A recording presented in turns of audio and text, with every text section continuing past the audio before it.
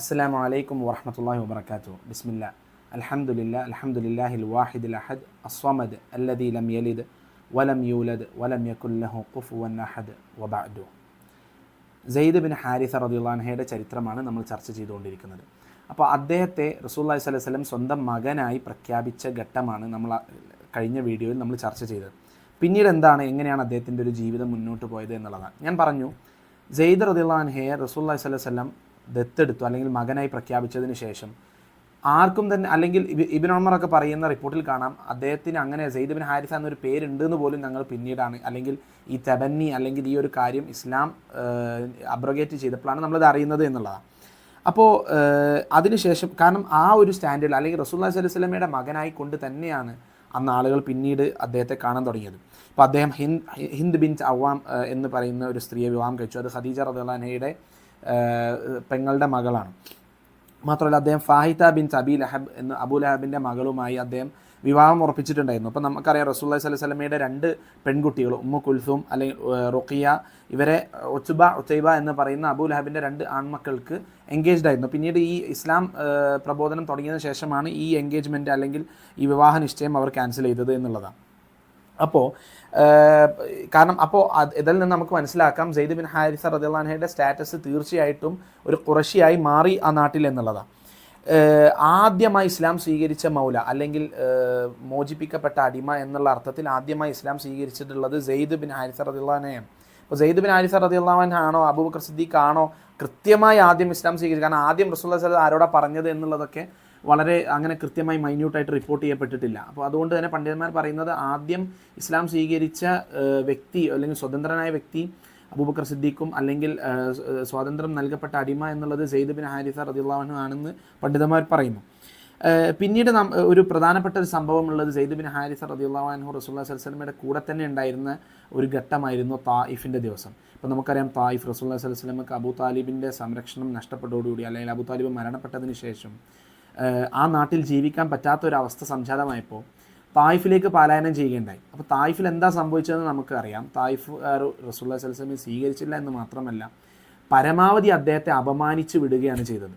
അപ്പോൾ അവസാന ഘട്ടം അല്ലെങ്കിൽ കുറച്ച് ദിവസങ്ങൾ തായിഫിൽ താമസിച്ചതിന് ശേഷം ആ നാട്ടിലെ തെമ്മാടികളായ ആളുകളെയും അല്ലെങ്കിൽ അങ്ങനത്തെ കുട്ടികളെയെല്ലാം ഒരു രണ്ട് ലൈനാക്കി നിർത്തിക്കൊണ്ട്, കിലോമീറ്ററുകളോളം രണ്ട് ലൈനാക്കി നിർത്തിക്കൊണ്ട് അതിനിടയിൽ റസൂലുള്ളാഹി സ്വല്ലല്ലാഹു അലൈഹി വസല്ലമയെ നടത്തുകയാണ് ചെയ്തത്, അല്ലെങ്കിൽ നടന്നു പോകാൻ ആവശ്യപ്പെട്ടത് തായിഫിൽ നിന്ന് പുറത്തേക്ക്.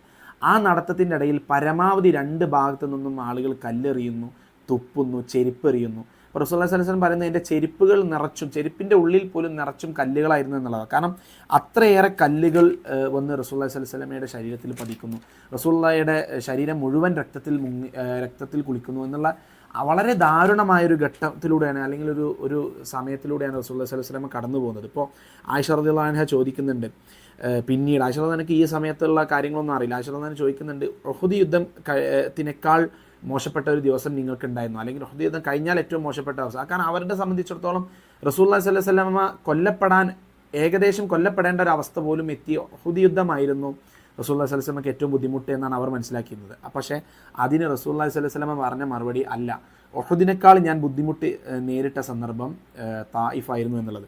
അപ്പോൾ ഈ ഒരു സന്ദർഭത്തിൽ റസൂലുള്ളാഹി സ്വല്ലല്ലാഹു അലൈഹി വസല്ലമയെ മുന്നിൽ നിന്നും പിന്നിൽ നിന്നും പരമാവധി നിന്നുകൊണ്ട് സംരക്ഷിക്കാൻ ശ്രമിച്ചത് സെയ്ദ് ബിൻ ഹാരിസ റളിയല്ലാഹു അൻഹു ആയിരുന്നു എന്നുള്ളതാണ്. അതിനുശേഷം റസൂലുള്ളാഹി സ്വല്ലല്ലാഹു അലൈഹി വസല്ലം ഒരു മരത്തിൻ്റെ ചുവട്ടിൽ എത്തി അവിടെ വിശ്രമിച്ചുകൊണ്ടിരുന്നിട്ട് അല്ലാഹു സുബ്ഹാനഹു വ തആലയോട് പരാതി പറയുകയാണ്. അല്ലാഹു സുബ്ഹാനഹു വ തആലയെ പറ്റിയല്ല പരാതി പറയുന്നത്, അല്ലാഹു സുബ്ഹാനഹു വ തആലയോട് നമ്മുടെ അവസ്ഥ പരാതി പറയുന്നതിൽ തെറ്റില്ല. എന്നിട്ട് അദ്ദേഹം പറയുന്നത്, ഇലാമൻ തക്കീലുനി, ഇനി ആരെയാണ് നീ എന്നെ ഏൽപ്പിക്കാൻ പോകുന്നത് എന്നുള്ളത്. അപ്പോഴാണ് മലക്ക് വരുന്നതും റസൂലുള്ളാഹി സ്വല്ലല്ലാഹു അലൈഹി വസല്ലമയോട് നമുക്ക് ഈ നാട് നശിപ്പിക്കാൻ വേണ്ടിയിട്ട് സമ്മതം ചോദിച്ചു വരുന്നതും റസൂലുള്ളാഹി സ്വല്ലല്ലാഹു അലൈഹി വസല്ലം അത് വേണ്ട, നാളെ അവരുടെ കുട്ടികളിൽ നിന്ന് ഇസ്ലാം സ്വീകരിക്കുന്ന ആളുകളുണ്ടാവും എന്ന് പറയുന്നതും നമുക്കറിയാം പിന്നീട് എന്ത് സംഭവിച്ചത് എന്നുള്ളത്.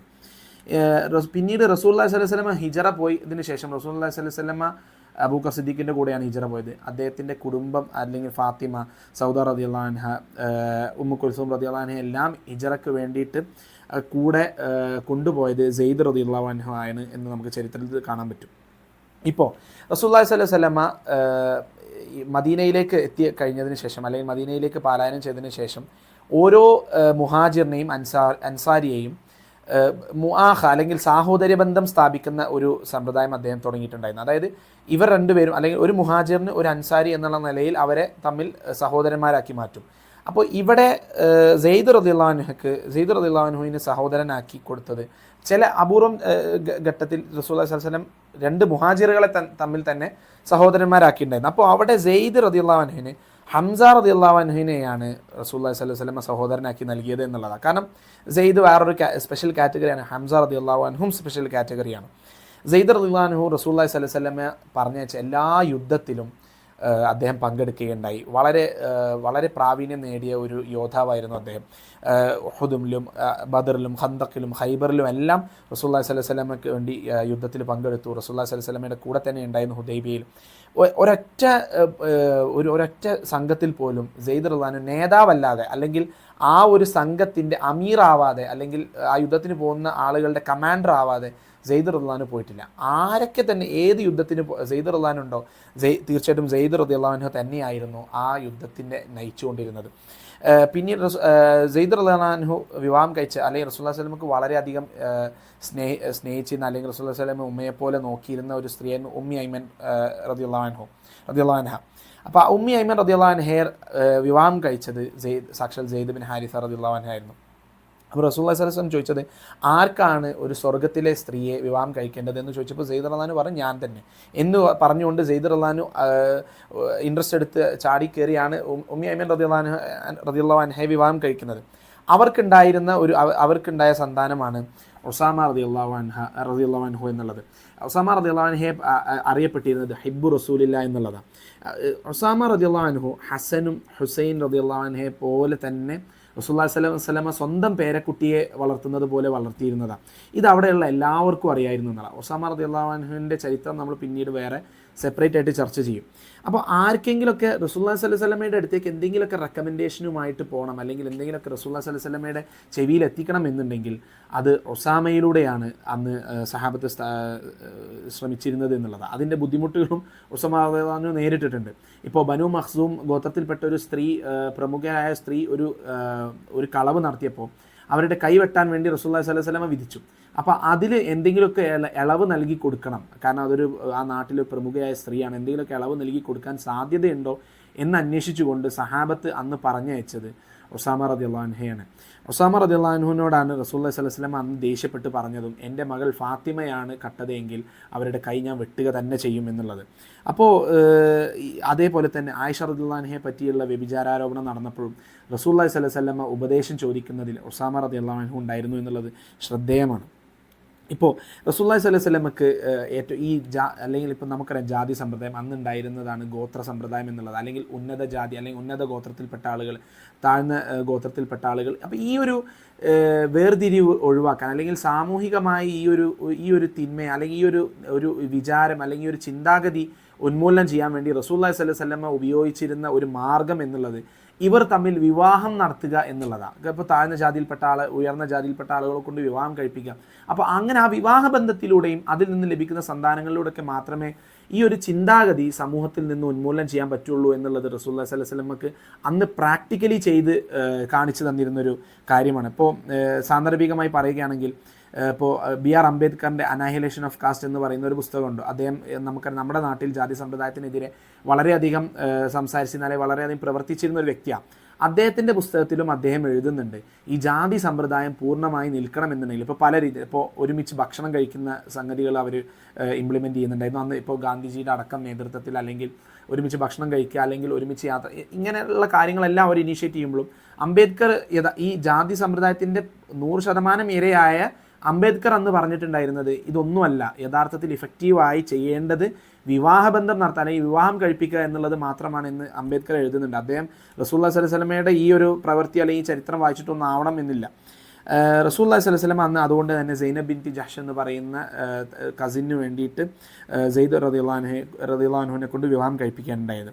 പിന്നീട് ആ വിവാഹം മുന്നോട്ട് പോയില്ല.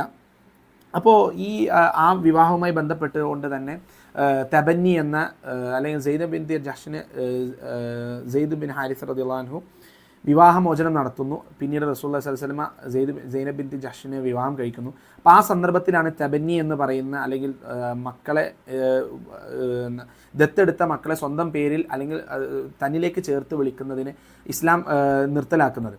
അപ്പോൾ ഈ ഒരു സംഭവം നമുക്ക് അതൊരു പെട്ടെന്ന് ഒരു 2-3 മിനിറ്റ് കൊണ്ട് പറഞ്ഞു തീർക്കാൻ പറ്റുന്നതല്ല, അതൊരു സെപ്പറേറ്റ് ചരിത്രമാണ്. അത് നമുക്ക് പിന്നീട് റസൂലുള്ളാഹി സ്വല്ലല്ലാഹു അലൈഹി വസല്ലമയുടെ സീറ ചർച്ച ചെയ്യുന്ന കൂട്ടത്തിൽ നമുക്ക് ചർച്ച ചെയ്യാൻ സാധിക്കുന്നതാണ്.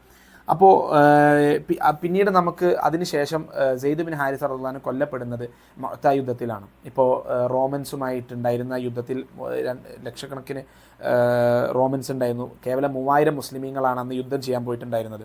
അപ്പോൾ അന്ന് ആദ്യം ജഅഫർ ബിൻ അബി ത്വാലിബും അബ്ദുല്ലാഹി ബിൻ റവാഹ റളിയല്ലാഹു അൻഹു എല്ലാം അന്ന് കൊല്ലപ്പെട്ട, അല്ലെങ്കിൽ സെയ്ദ് ബിൻ ഹാരിസ റളിയല്ലാഹു അൻഹു അതിനുശേഷം ഇവർ രണ്ടുപേരും കൊല്ലപ്പെടുകയുണ്ടായി. അപ്പോൾ ഈ ഒരു കൊല്ലപ്പെടുന്ന സന്ദർഭം, അല്ലെങ്കിൽ റസൂലുള്ളാഹി സ്വല്ലല്ലാഹു അലൈഹി വസല്ലമക്ക് മുഅ്ജിസത്തായി ഇവിടെ പള്ളിയിൽ ആ വിവരം നേരിട്ട് അറിയിക്കപ്പെടുകയും അല്ലെങ്കിൽ വഹി ലഭിക്കുകയും റസൂലുള്ളാഹി സ്വല്ലല്ലാഹു അലൈഹി വസല്ലമ ഇവർ കൊല്ലപ്പെടുന്ന ആ സന്ദർഭത്തിൽ മദീന പള്ളിയിൽ ഇരുന്നു കൊണ്ട് കരയുന്ന ഒരു ഘട്ടം നമുക്ക് കാണാൻ സാധിക്കും. അപ്പോൾ അത്രയേറെ സ്നേഹിച്ചിരുന്ന, അല്ലെങ്കിൽ റസൂലുള്ളാഹി സ്വല്ലല്ലാഹു അലൈഹി വസല്ലം അന്ന് ഏറ്റവും സെയ്ദ് ബിൻ ഹാരിസ റളിയല്ലാഹു അൻഹു ഉണ്ട്, ജാഫർ ബിൻ അബി താലിബ് ഉണ്ട്, അബ്ദുല്ലാഹി ബിൻ റവാഹ ഉണ്ട്. ഇവർ 3 പേരും കൊല്ലപ്പെടുന്ന, അവർ അത്രയേറെ സ്നേഹിച്ചിരുന്ന വ്യക്തികളായിരുന്നു. ഇവർ 3 പേരും ഒരേ ദിവസം കൊല്ലപ്പെടുകയും റസൂലുള്ളാഹി സ്വല്ലല്ലാഹു അലൈഹി വസല്ലം വളരെയധികം വിഷമിക്കുകയും ചെയ്ത ഒരു സന്ദർഭമായിരുന്നു അത് എന്നുള്ളതാണ്. 2 റിപ്പോർട്ടുകൾ സെയ്ദ് ബിൻ ഹാരിസ റളിയല്ലാഹു അൻഹയുടെ ഒരു മഹത്വം നമുക്ക് മനസ്സിലാക്കി തരുന്ന 2 റിപ്പോർട്ടുകൾ നമുക്ക് കാണാൻ പറ്റും. ഇപ്പോൾ ആയിഷ റളിയല്ലാഹു അൻഹ പറയുകയാണ്, സെയ്ദ് റളിയല്ലാഹു അൻഹു ഒരിക്കൽ പോലും നേതാവല്ലാതെ ഒരു യുദ്ധത്തിലും പങ്കെടുത്തിട്ടില്ല. അപ്പോൾ റസൂലുള്ളാഹി സ്വല്ലല്ലാഹു അലൈഹി വസല്ലമയുടെ മരണശേഷം സെയ്ദ് ബിൻ ഹാരിസ റളിയല്ലാഹു അൻഹു ജീവിച്ചിരിപ്പുണ്ടായിരുന്നുവെങ്കിൽ ആരാണ് ഖലീഫ എന്നുള്ള ഒരു ചർച്ച പോലും ഉണ്ടാവില്ലായിരുന്നു. സെയ്ദ് ബിൻ ഹാരിസ റളിയല്ലാഹു അൻഹുവിനെ ഖലീഫയാക്കി തിരഞ്ഞെടുക്കപ്പെട്ടേനെ എന്ന് ആയിഷ റളിയല്ലാഹു അൻഹയാണ് പറയുന്നത്. അബൂബക്കർ സിദ്ദീഖിൻ്റെ മകളാണ് പറയുന്നത് എന്നുള്ളത് ശ്രദ്ധേയമാണ്. ഉമർ ബിൻ അൽ ഖത്താബ് റളിയല്ലാഹു അൻഹു അദ്ദേഹം ഖലീഫയായപ്പോൾ ഈ സ്റ്റൈപ്പൻഡ് കൊടുത്തിരുന്നത് അതിന് വേണ്ടിയിട്ട് വ്യത്യസ്ത കാറ്റഗറി ആക്കി ആളുകളെ തിരിക്കാൻ തുടങ്ങി. ഇപ്പോൾ അബൂബക്കർ സിദ്ദീഖ് എല്ലാവർക്കും ഒരുപോലത്തെ എമൗണ്ടാണ് കൊടുത്തിരുന്നെങ്കിൽ ഉമർ ബിൻ അൽ ഖത്താബ് റളിയല്ലാഹു അൻഹു ആദ്യം, അല്ലെങ്കിൽ ഉമ്മഹാത്തുൽ മുഅ്മിനീൻ ഏറ്റവും കൂടുതൽ എമൗണ്ട്, പിന്നെ ബദരിയൂൻ, പിന്നെ ഉഹുദിൽ പങ്കെടുത്തവർ, അങ്ങനെ കാറ്റഗറി ആക്കി തിരിച്ചു എന്നുള്ളതാണ്. അപ്പോൾ ആദ്യം ഇസ്ലാം സ്വീകരിച്ച ആളുകൾക്ക് പിന്നീട് ഇസ്ലാം സ്വീകരിച്ച ആളുകളെക്കാൾ കൂടുതൽ സ്റ്റൈപ്പൻഡ് കിട്ടുമായിരുന്നു. അപ്പോൾ ഇങ്ങനെ ചെയ്യുമ്പോൾ സാക്ഷാൽ ഉമർ ഖത്താബിന് പോലും തനിക്ക് ലഭിച്ചിരുന്ന എമൗണ്ട് കുറയുകയാണ് ചെയ്യുന്നത്. അതാണ് ഉമറിൻ്റെ നീതിബോധം. അപ്പോൾ അബ്ദുല്ലാഹി ഇബ്നു ഉമർ റളിയല്ലാഹു അൻഹു ഒന്ന് ഉമർ ഖത്താബിനോട് പറയുന്നുണ്ട്, എനിക്ക് ലഭിക്കുന്നതിനേക്കാൾ തുക ഒസാമക്ക് ലഭിക്കുന്നുണ്ട് എന്നുള്ളൊരു പരാതി പറഞ്ഞു. അതിന് ഉമർ ഖത്താബ് പറഞ്ഞ മറുപടി, നിന്നെക്കാൾ റസൂലുള്ളാഹി സ്വല്ലല്ലാഹു അലൈഹി വസല്ലമയ്ക്ക് ഇഷ്ടം ഒസാമയോടായിരുന്നു. അതോടൊപ്പം തന്നെ നിൻ്റെ ഉപ്പയോടുള്ളതിനേക്കാൾ ഇഷ്ടം റസൂലുള്ളാഹി സ്വല്ലല്ലാഹു അലൈഹി വസല്ലമയ്ക്ക് അവൻ്റെ ഉപ്പയോടായിരുന്നു എന്ന് ഉമർ ഖത്താബ് പറയുന്നുണ്ട്. അപ്പോൾ ഇത്തരം സഹാബത്തിനെ പറ്റി നമ്മൾ കൃത്യമായി പഠിക്കാൻ ശ്രമിച്ചു കഴിഞ്ഞാൽ റസൂലുള്ളാഹി സ്വല്ലല്ലാഹു അലൈഹി വസല്ലമയുടെ ജീവിതത്തിൽ നടന്ന കാര്യങ്ങൾ കൂടി നമുക്ക് ഒരു ചെറിയൊരു അവബോധം ലഭിക്കുന്നതായിരിക്കും. അല്ലാഹു സുബ്ഹാനഹു വ തആല കാര്യങ്ങൾ ഉൾക്കൊള്ളുന്നവരിൽ ഉൾപ്പെടുത്തി നമ്മളെ അനുഗ്രഹിക്കുമാറാകട്ടെ. വാഹിദ വന അൽഹംദുലില്ലാഹി റബ്ബിൽ ആലമീൻ. അസ്സലാമു അലൈക്കും വറഹ്മത്തുള്ളാഹി വബറകാതുഹു. فتعالى الله الملك الحق ولا تعجل بالقرآن من قبل أن يقضى إليك وحيه وقل رب زدني علما.